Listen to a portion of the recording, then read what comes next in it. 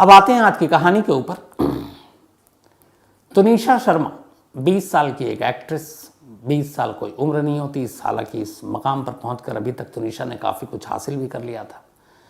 एक सीरियल की lead actress, heroine, और अचानक एक अफसोसनाक मौत। अब पुलिस छानबीन कर रही है।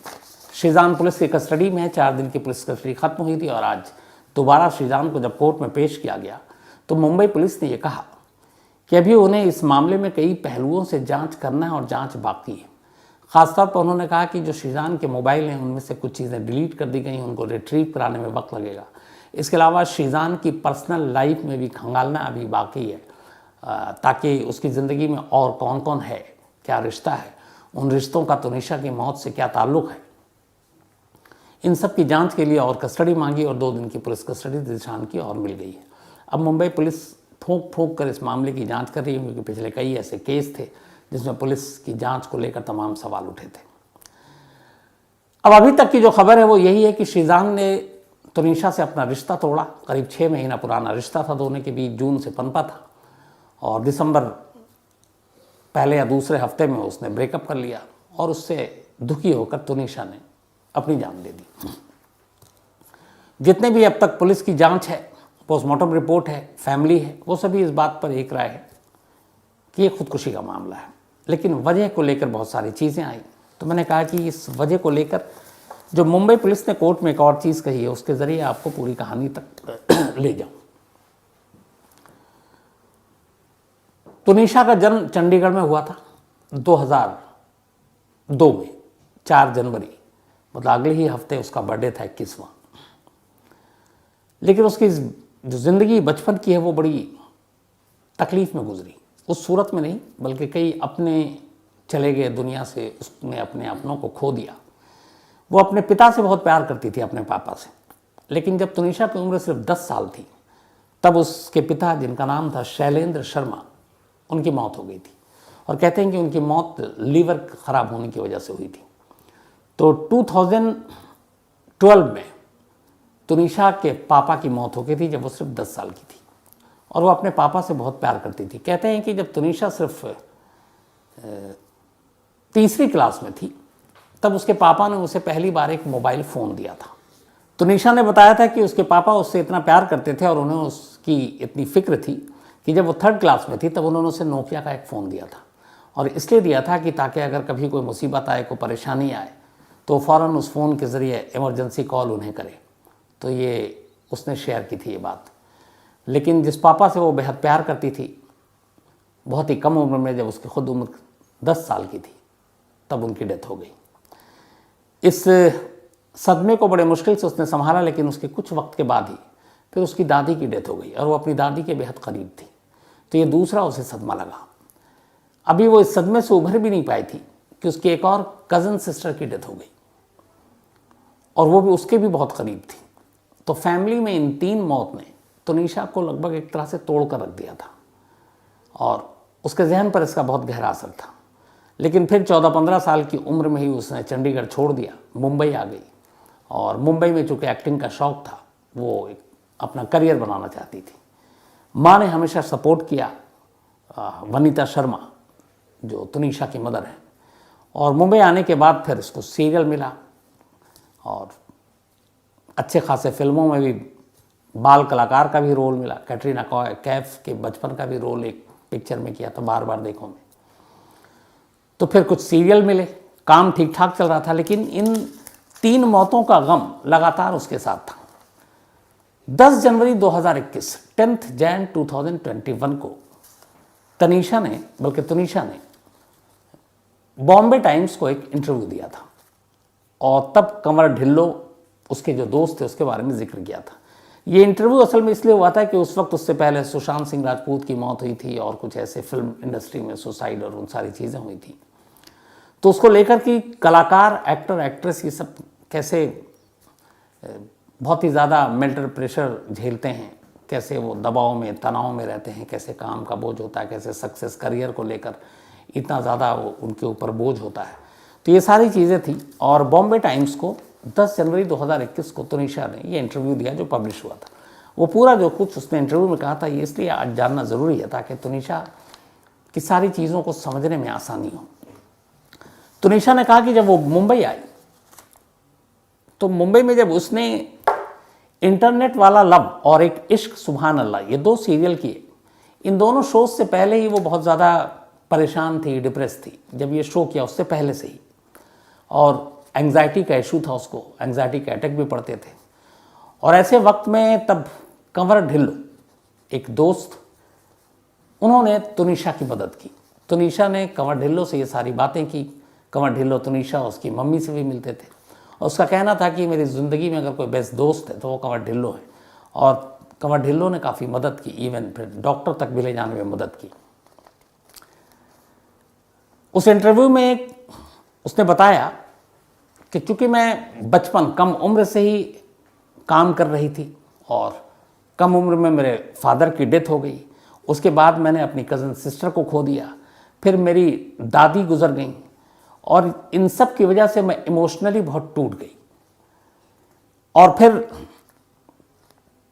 मुझे अपने ख्याल करने का भी एक तरह से सुध नहीं रहा, और लगातार एक डर बना रहा मुझे, और ये भी डर बना रहा कि कहीं ये इमोशनली जो मैं टूट गई, फैमिली के साथ जो कुछ हुआ उसका मेरे काम पर असर पड़े, तो उसको लेके भी परेशान रहती थी।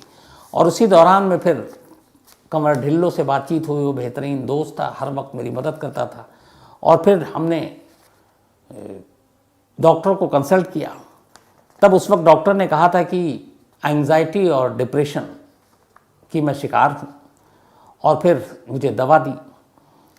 उसके बाद जब मैंने दवा शुरू की, तब ये तुनिशा ने कहा कि जब मैंने दवा शुरू की, then I had turn into a zombie. ऐसा लगता था कि मैं एक ज़ॉम्बी हो गई हूँ उस दवा को लेते लेते, और इन सारी एंग्जाइटी और डिप्रेशन की वजह से। और हालत ये हो गई थी कि जब ये पता चला और मैं डिप्रेशन, अकेलापन, अपवाद, ये सारी चीज़ें महसूस करने लगी, तो उस वक्त शूट भी चल रहा था कई सीरियल के। तो मुझे कई बार ऐसा होता था कि शूट पे जाने का मन नहीं करता था, बल्कि शूट के नाम से ही नफ़रत होने लगती थी, और लगता था कि मैं सेट पे ना जाऊँ, मुझे सेट बहुत बुरा लगता था। और उसी दौरान में फिर कुछ सोशल मीडिया पे बहुत सारी नेगेटिव चीज़ें आई, जिसने मुझे और इस तरफ ढकेल दिया। तब मेरी माँ और कंवर ढिल्लो, इन दोनों ने मुझे संभालने में मदद की थी। जो इस इंटरव्यू में एक ख़ास चीज़ और तुनिशा ने कहा, वो ये कहा था कि एक सीरियल था जिसका नाम था इश्क सुभान अल्लाह। इस इश्क सुभान अल्लाह की पहले जो लीड रोल प्ले कर रही थी, वो एक एक्टर ईशा सिंह कर रही थी। बाद में किसी वजह से ईशा सिंह ने इस सीरियल को छोड़ दिया और ये रोल मिला तुनिशा को। तो जब तुनिशा इश्क सुभान अल्लाह की लीड रोल में आई, लीड एक्ट्रेस को रिप्लेस करते हुए ईशा सिंह की जगह, तो उन्होंने कहा कि उस वक्त सोशल मीडिया पे बहुत सारे लोगों के नेगेटिव कमेंट्स आने शुरू हुए। अमूमन होता ये है कि जब भी कोई आप सीरियल में काम करते हैं और किसी एक कैरेक्टर को आप रिप्लेस करते हैं, बहुत सारे ऐसे, जैसे भाभी जी घर पर हैं, या फिर तारक मेहता का उल्टा चश्मा आप देखते होंगे, कई कैरेक्टर बदल जाते हैं। इवन क्योंकि सास भी कभी बहू में थी में भी कई बार कोई अचानक कैरेक्टर बदल जाता है। तो यहाँ पे भी ऐसे ही हुआ था। लेकिन जब उन्होंने ईशा सिंह की जगह इस सीरियल में लीड एक्ट्रेस का रोल प्ले किया, तो बहुत सारे लोग कंपैरिजन करते, बहुत सारे लोग ऊट पटांग नेगेटिव बातें लिखते, और ये बात उनके दिमाग में घर कर गई और बहुत बुरा लगा। तो इसकी वजह से भी सोशल मीडिया पे जो अब्यूज़ किया गया, उसने भी उनके दिमाग पे एक गहरा असर डाला था। लेकिन वो कहते हैं कि मेरी मदर और ख़ास तौर पर कंवर ने मेरी बड़ी मदद की, और उसकी वजह से मैं इन चीज़ों से फिर धीरे धीरे उबरना शुरू हुई। और तब उस वक्त कंवर ने कहा था इनसे, कंवर ढिल्लो ने, कि तुम एक तो अकेले मत रहो, तुम्हारे पास एक ऐसा दोस्त होना चाहिए जिससे तुम सारी चीज़ें शेयर कर सको। और हमेशा कंवर ढिल्लो ने रात, सुबह, दिन, ये खुद इंटरव्यू में कहा कि जब भी मुझे ज़रूरत हुई उसने मेरी मदद की। और कंवर ढिल्लो ने बल्कि माँ से भी कहा तुनिशा के कि आप इसको अकेला मत छोड़ें, इसका ख्याल रखें, इसको इन चीज़ों की तरफ इसका ध्यान न जाए। फिर धीरे धीरे उसके बाद ये हुआ 18 के बाद, ये सारी बातें 2018 तक की हैं। उसके बाद फिर काम मिलना शुरू हुआ और बेहतर सीरियल आने लगे, फिल्म तो हो ही चुका था। तो अब तुनिशा वापस अपनी नॉर्मल लाइफ जी रही थी और सब कुछ अब ठीक हो रहा था। लेकिन बीच बीच में जब भी कुछ उदास होती तो एंग्जाइटी का अटैक ज़रूर आता था, लेकिन कोई ऐसी सीरियस बात नहीं थी। तभी जून 2022 आया और अली बाबा दास्तान काबुल, इस सीरियल में लीड एक्टर का रोल शीजान को मिला, शीजान खान को, और लीड एक्ट्रेस का रोल मिला तुनिशा को।